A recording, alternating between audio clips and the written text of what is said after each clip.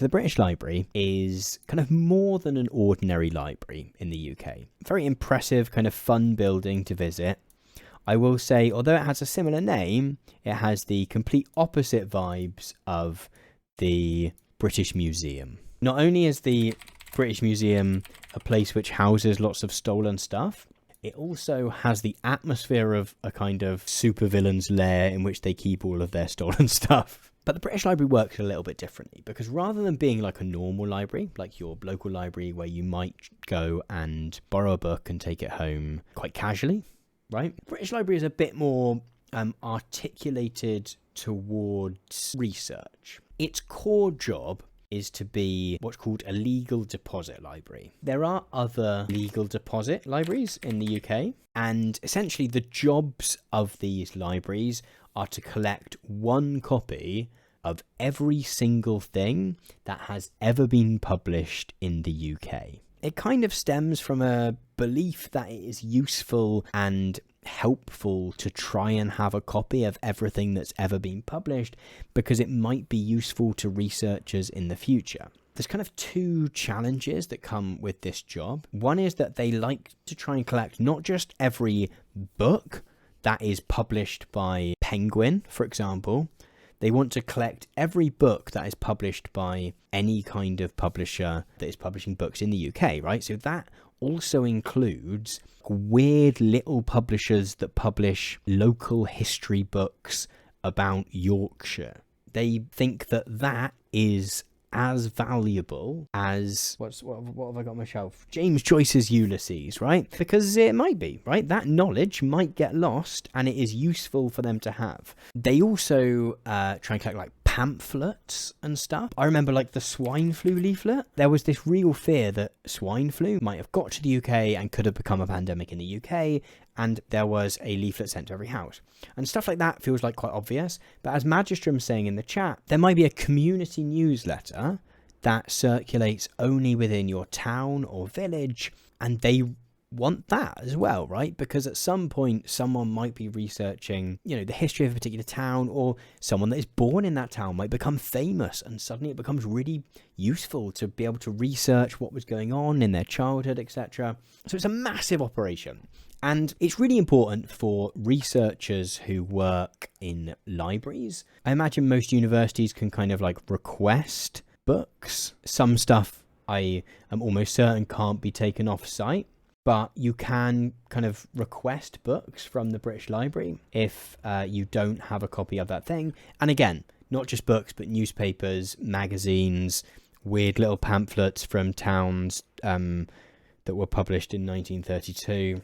So it's like an important job, and it's one of those really weird jobs where those weird pamphlets that it collects aren't going to be of interest to anyone for a very long time until they're suddenly really important.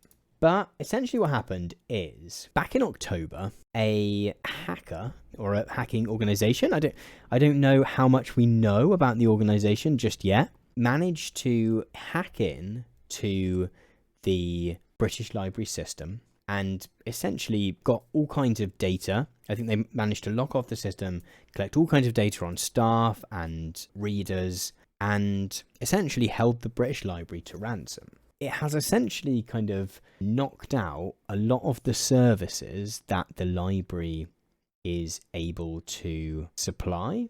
A little while ago, Big Drewski89 was just mentioning the post office scandal, right? This was something that had been in the background in the UK for quite some time, but didn't get a huge amount of coverage until suddenly there was a TV program about it recently, and suddenly it's a topic everyone's talking about. And the attack on the British Library, the kind of hack and ransom thing that's happened to the British Library, is almost a similar thing, I guess, where it's actually a reasonably large story in terms of the fact that it's made life much more difficult for British researchers. And, in a neoliberal globalized world, universities is meant to be something that Britain is good at. We don't make so much anymore, right? Our manufacturing output has halved since the 70s, but universities are meant to be one of the things that we trade off, right? One other thing that's been knocked out is that in the UK there's a system whereby if an author has their book in a library,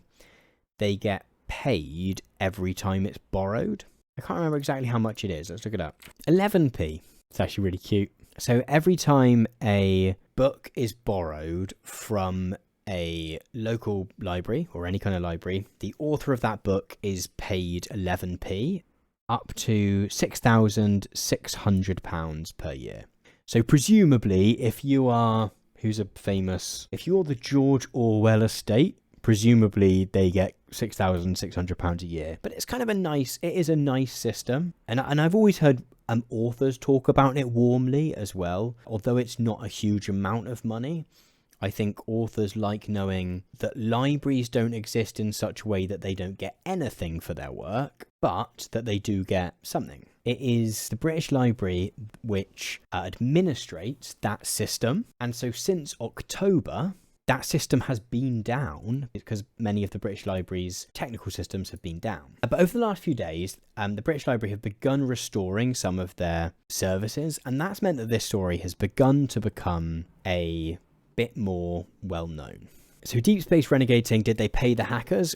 I'm fairly sure that I'm right in saying that I think often the advice generally to anyone who is held to ransom is that you don't pay, because essentially once you give someone the money, you don't actually have any real reassurance that they're going to give you the thing that they're withholding from you. And actually by giving them the money, you signal that you are willing to do that. And then they just go, well, we'll have more money, please. Or at least that is my impression from some Reddit threads that I've read.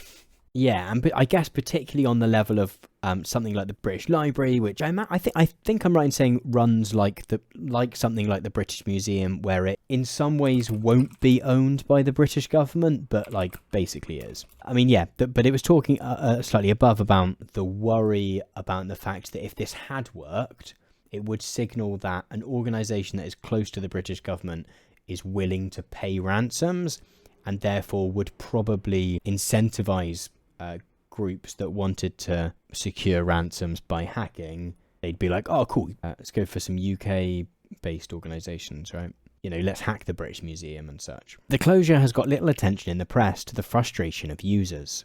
One is Edith Hall, a classics professor at Durham University, who says the hack has been crippling for the academic community. It's actually threatening younger colleagues of mine with unemployment, she says. She also thinks the impasse is hurting the UK's reputation for academic expertise around the world.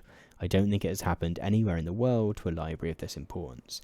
I mean, yeah, like that is, as I was saying a moment ago, universities are meant to be one of our things now. We have financial institutions in the City of London, and we have universities, and then we kind of have films, I guess, are meant to be one of our big, like, sort of culture generally.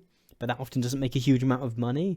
Whereas having good universities that people will travel to is meant to be like a sort of a British export. And so this does kind of matter, right? Like, it's a big moment for kind of British research for British universities.